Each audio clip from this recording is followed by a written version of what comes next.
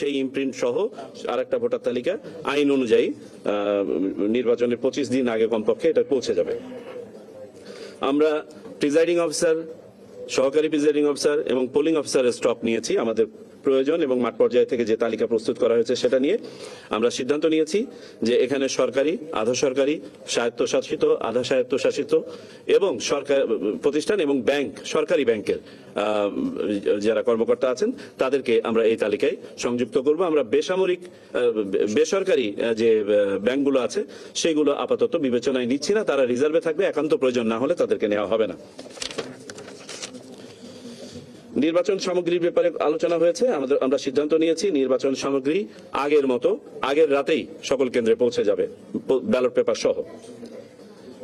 আমাদেরকে যেহেতু দুটো নির্বাচন একসাথে অনুষ্ঠান করতে হচ্ছে, জাতীয় সংসদ নির্বাচন এবং গণভোট, এটা সময় ম্যানেজমেন্টে নিয়ে আপনারা জানেন আমরা একটা মক ভোটিং করেছিলাম, সেইটার অভিজ্ঞতা প্লাস মাঠ পর্যায়ে যারা ইতোপূর্বে ভোট অনুষ্ঠান করেছেন তাদের অভিজ্ঞতা বিবেচনায় নিয়ে কয়েকটা সিদ্ধান্ত গ্রহণ করা হয়েছে। এক নম্বর হচ্ছে যে সকল কক্ষে স্থান সংকুলন হবে সে সকল কক্ষে একাধিক আপনার মার্কিং প্লেস অর্থাৎ সিক্রেট বুথ, যেখানে ভোটার ছাপ দেন সেই সিক্রেট বুথ স্থাপন করা হবে।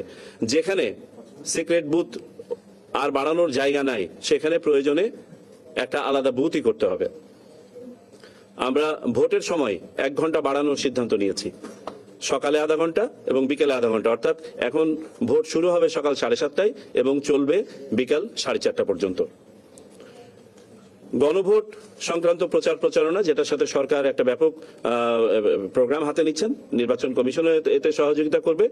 তদুপরি গণভোটের প্রশ্নটা যাতে সহজে ভোটাররা আপনার কক্ষে প্রবেশের আগেই জেনে যান, এই জন্য প্রত্যেকটা কেন্দ্রে এই ব্যালটটা বড় আকারে ছাপিয়ে ভোটের লাইনের সামনে ঝুলানো থাকবে।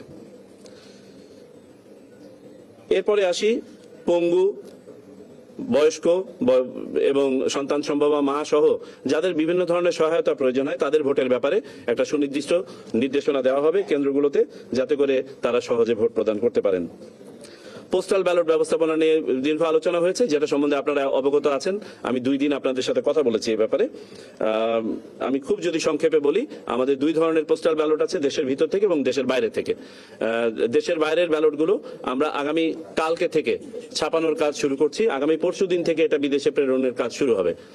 আর দেশের ভিতরে যে পোস্টাল ব্যালটগুলো আছে সেইগুলোর আমরা নিবন্ধন কাজ শুরু করব যেদিন তফসিল ঘোষণা হবে সেদিন থেকে এবং চলবে 15 দিন ব্যাপী। অর্থাৎ যারা ভোট দিতে চান পোস্টাল ব্যালটের মাধ্যমে দেশের ভিতর থেকে, যে 3 ধরনের ভোটার যারা দিতে পারেন, তারা তফসিল ঘোষণার পর দিন থেকে শুরু করে মোট 15 দিন নিবন্ধন করতে পারবেন। এই নিবন্ধন সম্পন্ন হলে তাদের কাছে ইন কান্ট্রি পোস্টাল ভোটিং এর ব্যালট চলে যাবে। আমরা পর্যবেক্ষক এবং সাংবাদিকদের কার্যক্রম নিয়ে কথা বলেছি, তারা যেন নির্বিঘ্নে তাদের দায়িত্ব পালন করতে পারেন, যেসব সহায়তা দেওয়া প্রয়োজন সে ব্যাপারে পরিপত্র জারি করা হবে। আমরা বিশেষভাবে আলোচনা করেছি, কিছু কিছু রাজনৈতিক দলের কাছ থেকেও এই পয়েন্টটা এসেছিল যে নির্বাচন অনুষ্ঠানের সাথে যারা সম্পৃক্ত থাকেন তারা আগের রাতে যখন ওই কেন্দ্রে গিয়ে পৌঁছান তাদের প্রশাসনিক ব্যবস্থাপনা দুর্বল থাকে বিধায় তারা স্থানীয় অনেকের সহায়তা নিতে বাধ্য হন এবং এই সহায়তা নেওয়ার ফলে অনেক সময় এখানে রাজনৈতিক প্রভাব কাজ করে থাকে এবং তারা পরের দিন নিরপেক্ষভাবে কাজ করতে পারেন না। আমরা দৃঢ়ভাবে নির্বাচন কমিশন থেকে এটা নিরুৎসাহিত করছি এবং বলে দেওয়া হচ্ছে কোনো ধরনের স্থানীয় সহায়তা তারা নেবেন না, তাদেরকে যথাযথভাবে বাজেটের মাধ্যমে কনসিডার করা হয়েছে, তারা তাদের যে প্রশাসনিক ব্যবস্থাপনা আছে সেটা চালিয়ে নিতে পারবেন। বাজেটের ব্যাপারে একটা দিক নির্দেশনা দেওয়া হয়েছে, চূড়ান্তকরণের ব্যাপারে ইতোমধ্যে যে বাজেট আমরা পেয়েছি এর অতিরিক্ত বাজেট পরিকল্পনা করে চাইতে বলা হয়েছে। আগামীকালকে আমরা আঞ্চলিক এবং সিনিয়র জেলা নির্বাচন কর্মকর্তাদের সাথে কালকে 1500 ঘটিকায় একটি জুম মিটিং করব, যেখানে বিভিন্ন যে বিষয়গুলো বললাম যেগুলোর সাথে নির্বাচন কমিশনের অফিস জড়িত এগুলো তাদেরকে নির্দেশনা দেওয়া হবে। তফসিল উত্তর কার্যক্রমের কয়েকটি বিষয় আলোচনা হয়েছে, যেমন রিটার্নিং অফিসার, সহকারী রিটার্নিং অফিসার এবং পোলিং অফিসারদের নিয়োগ এবং সময়সূচি।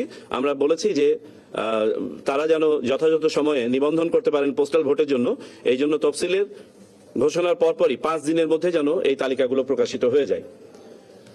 আইন শৃঙ্খলা কার্যক্রম নিয়ে আমরা সিদ্ধান্ত নিয়েছি, আইন শৃঙ্খলা এবং প্রশাসনিক কার্যক্রম নিয়ে, যে যেদিন তফসিল ঘোষণা হবে সেদিনই সন্ধ্যাবেলায় আমরা জেলা এবং জেলা পর্যায়ের প্রশাসনের কর্মকর্তা তথা জেলা প্রশাসক এবং পুলিশ সুপারের সাথে আমরা জুম মিটিং করব।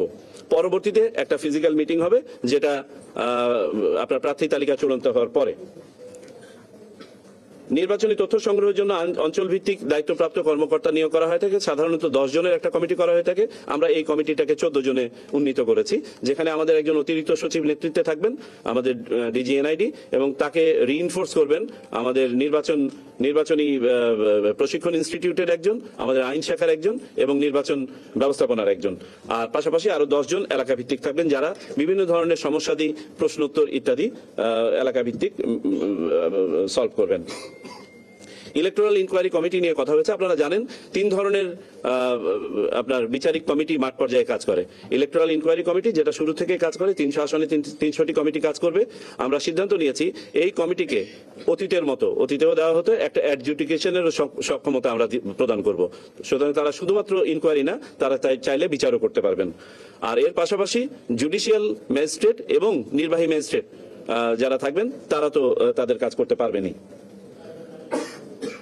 আচরণবিধি প্রতিপালন এবং নিশ্চিতকরণে এক্সিকিউটিভ ম্যাজিস্ট্রেট নিয়োগের ব্যাপারে আমরা সিদ্ধান্ত নিয়েছি। প্রাথমিকভাবে তফসিল ঘোষণার পরের দিন থেকেই প্রত্যেক উপজেলা বা থানায় 2 জন করে ম্যাজিস্ট্রেট কাজ করবেন। এই সংখ্যাটা শেষ 5 দিনে, অর্থাৎ নির্বাচনের আগের 3 দিন, নির্বাচনের দিন এবং নির্বাচনের পরের দিন এটা বেড়ে যাবে।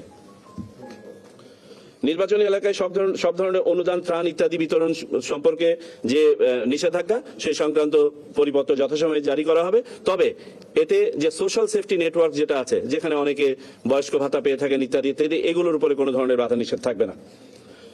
বিভিন্ন ধরনের পরিপত্র যেগুলো জারি করা হয়, সেগুলো আজকে প্রাথমিকভাবে দেখা হয়েছে, এগুলো as a matter of routine জারি হয়ে যাবে। প্রচার সামগ্রী অপসারণের ব্যাপারে আমরা যেদিন তফসিল ঘোষণা করব, সাথে সাথে 48 ঘন্টা সময় দিয়ে সব ধরনের প্রচারণা যেগুলো রাজনৈতিক দলগুলো ইতোমধ্যে করেছেন এবং ঝুলিয়েছেন, এগুলো সরাতে হবে এবং এগুলো না সরালে যথাযথ ব্যবস্থা গ্রহণ করা হবে নির্বাচনী আচরণবিধির আওতায়।